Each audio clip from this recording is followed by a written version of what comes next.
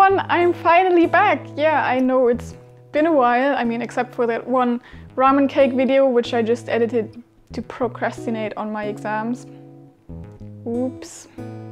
But yeah, recently I've been focusing on my Japanese channel, so if you haven't checked that out yet, you can do that now. Honestly, it feels like it's been forever that I stood in this room before this camera and spoke English. And I don't know if you remember, but in my video about the 6 things that I loved about my Japanese high school, I promised to also make a version about the 6 things that I hated. I made that promise more than 6 months ago, but today it's finally happening, and I will talk about the 6 things at my Japanese high school that I did not like so much. The first thing will be facilities. So if you've ever been to Japan, you know that they have these squat toilets, which took me a while to get used to. And at my Japanese high school, there was, well, 1 bathroom on each floor, and the bathrooms had like, I don't know, 10 squat toilets and always only 1 Western toilet, and it was always occupied, as you can imagine. So in the beginning, that was a bit unpleasant, but I actually got used to the squat toilets after a while. So yeah, in the end, I actually like them more than the Western toilets, because if you go to a mall or something, they are never used. Like, people stand in line for the Western toilets, but the squat toilets will just be totally empty. So you can skip the line and just use the squat toilet. Pro tip, if you can get yourself to, you know, give them a try. So the toilets were a problem in the beginning, but I got used to them after a while. What I did not get used to were the heaters, because there basically were no heaters. I mean, they existed, they were in the rooms, but no one ever turned them on in the winter because it was too expensive to heat all the rooms. They did heat the teacher's room, of course, but not the classrooms, not at all. And I mean, it does not get too cold in Japan, so most of the time you're fine, but in the winter it does get around 2 or 3 degrees Celsius, or, well, 5, but I mean, yeah. So it does get pretty cold. If it's 3 degrees outside and your room is not heated, that's not so nice, especially if you're not allowed to put on jackets over your school uniform, because it's a school uniform, you cannot wear jackets over it. So yeah, it was freezing sometimes, and I just sat there trying not to die and wondering, like, how can all these students focus on their work? That's insane. I was kind of lucky though, because the classes that were too difficult for me to understand, like ancient Japanese, I would just go to the library and study there by myself. And the librarian was really, really sweet, and I think he felt sorry for me just sitting in the cold by myself. So he sometimes turned on the heater for me, and those were the best hours. It was so nice.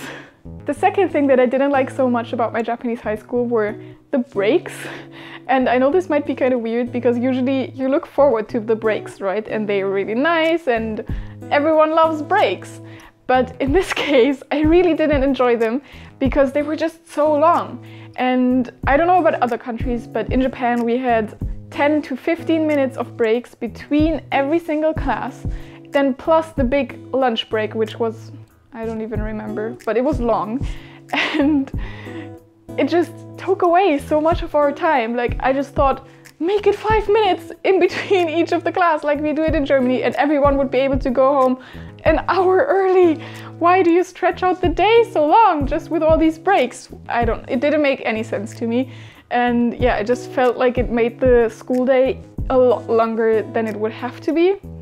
So yeah, I did not enjoy the breaks, except for the lunch break, which was really nice, but they should really cut the breaks. The third thing was probably the thing that I really hated most of all the things that I experienced at my Japanese high school. And I do think it's just a cultural difference, but for me it was really hard to get used to that. So in Japan, the hierarchy system is a lot stricter than it is in Europe. So if someone is older than you, or just in any way above you, you really have to show a lot of respect towards these people, which I think, you know, in itself, that's okay, that's nice. But it kind of works in the way that the people let out their frustration towards the people who are below them. And some of the teachers were just so strict, like to a degree where it was not fun anymore. And I mean, you do get asshole teachers in Germany as well, of course, but that was just a whole other level. And I do think that was partly because of that kind of hierarchy culture. There was one teacher, for example, who was just mean. He kept yelling at students and everyone was really afraid of him. And one time during a swimming class, I think this one boy, he laughed or something in the pool because something was funny. I don't even remember, but he didn't do anything really bad. And the teacher made him sit in Caesar for half an hour, I think. And if you've ever sat in Caesar, you know that it really hurts after 10 minutes or so. So yeah, I don't know, that's just something that would never happen in Germany, or at least I've never experienced it. So I was shocked, and yeah, it was really hard for me to get used to that system of respecting the people who are above you, because it doesn't only go for teachers, who in Germany also are people that you have to respect, right? But also between the students. So the first year students, if you're a first year student and you're in a club with the second and third year students, you have to do all the shitty work. There is a hierarchy also between the students, which I always thought was kind of sad, because it kind of created this distance between people who are really only 1 year apart in age. So yeah, it was weird. I actually kind of fell out of that system because I was the same age as the third year students, but I was in the first year. So at first I thought, oh, that's nice, I don't have to worry about all that senpai kohai stuff and everything. But in the end, it actually created some more problems, because I didn't know how to speak to the third year students. You know, they were the same age as I was, so they told me, oh, you know, you don't have to use the des mas and everything, you can just talk with us like we're on the same level. But if I did that, then the first year students would think I'm distancing myself from them because they cannot use just the futsuke with the third year students. So it was kind of weird and I didn't really know what to do, but anyway. Okay, number 4 was the teaching system. Okay, so when I was still back in Germany, I always thought that the German education system was not so great. But after I've been to Japan, I really learned to value what I had in Germany before. Because the Japanese education system, it's just really quite backwards, if that makes sense. So I don't know about you, but maybe your teachers at home also make you do all these weird like group exercises and creative learning and stuff. And I used to hate that so much when I was still in Germany, but in Japan I actually missed it. In Japan, school really still works in that way that the teacher just stands in front of the class for an hour and just talks and leaves, next teacher comes in, same thing. And of course some teachers would ask questions and students would answer them, but it was really a lot less interactive and a lot more passive learning than I experienced it in Germany. And I felt like, yeah, it made it a lot harder for students to actually study efficiently. And a lot of the things that the teachers just said never really stick with the students, which makes sense. You know, if you just sit there for 8 hours listening to someone, how much of that are you actually going to remember? And I think that is partly the reason why Japanese students work so hard and they study a lot until 4 a.m. in the morning. It's just because they're never taught how to study efficiently and effectively, so they study so hard and it never really actually pays off. And I just thought it was so sad, really, it was heartbreaking. I saw all these students working so hard and then they failed their exams, which when I took an exam, I usually passed them and I sometimes even scored above average, which I thought was insane. I couldn't even read half of the stuff that was written in there because I don't know the kanji and I didn't even study half as much as my Japanese classmates did. So yeah, I don't know, it was kind of heartbreaking. And then in subjects like English, there was a bit more interaction with the teachers, but also there it was really just learning stuff by heart. So they would get a dialogue and the teacher would be like, learn this by heart, you'll get grades on this. So I mean, you can imagine that students who scored straight A's in English were not actually able to speak English, which it's a problem, you know, you kind of need English nowadays all the time, but the classes were not made in a way that you would actually learn English there. And you know, there are the assistant language teachers who are native speakers who come to Japan to work for a year or 2 or 3, and they do their best, really. My ALT was amazing and she really tried very hard to teach everyone proper English in a way that they could also use it themselves and try to think about what they want to say and say it, instead of just learning stuff by heart that someone else said. But there's only so much you can do, you know. The Japanese English teacher is still the one with the authority, so you can't just do your own lessons. But yeah, the teaching system was not so great. Number 4 of the things that I did not really enjoy at my Japanese high school is the cleaning.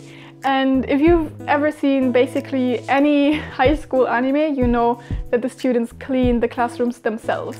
And that in itself, I think it's not a problem. It's actually really nice to teach them about responsibility and stuff, and you also get to save the money that you would otherwise need to pay the cleaners. But the thing is that just everyone really doesn't like the cleaning, obviously. So usually they just do the bare minimum and then leave. And you could tell from just looking at the classrooms that also the past generations of students probably didn't like the cleaning too much.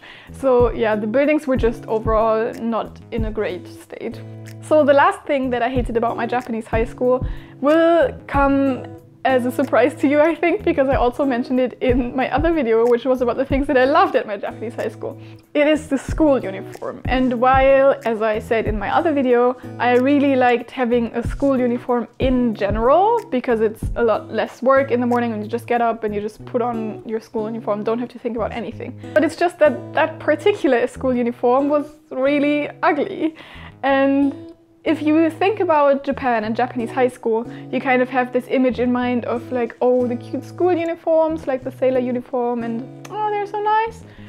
But mine wasn't at all. Mine was really just a navy blazer, which was too big for me, a navy skirt and a white shirt, and that was it. So yeah, it didn't fit me properly, I don't know, it just overall looked awful. Everyone knew that the school that I went to had the ugliest school uniform of the whole peninsula. So everyone kind of mocked the school uniform, and it was kind of justified. It didn't look so nice. Yeah, I know it's a superficial thing, but there you go. So I hope that all of these things did not scare you away from going on exchange to Japan yourself. It was still a wonderful experience, and of course it can be difficult sometimes, but it was worth it, and I would do it again a million times, I think. Actually, I would love to go back right now. I miss Japan so much. If you've ever been on exchange, what were the things that you really hated about your stay there? Let me know, I would really love to know. But anyway, if you're from Germany, Austria or Switzerland, there's a link in the description to the program that organized my high school exchange. So if you want to check it out or you want to register yourself and support my work, then you can do that. I'd be really happy. Thank you so much for sticking around and waiting for me to finally upload a new video. Yeah, I'm really looking forward to read all your little stories in the comments, and I will see you next time.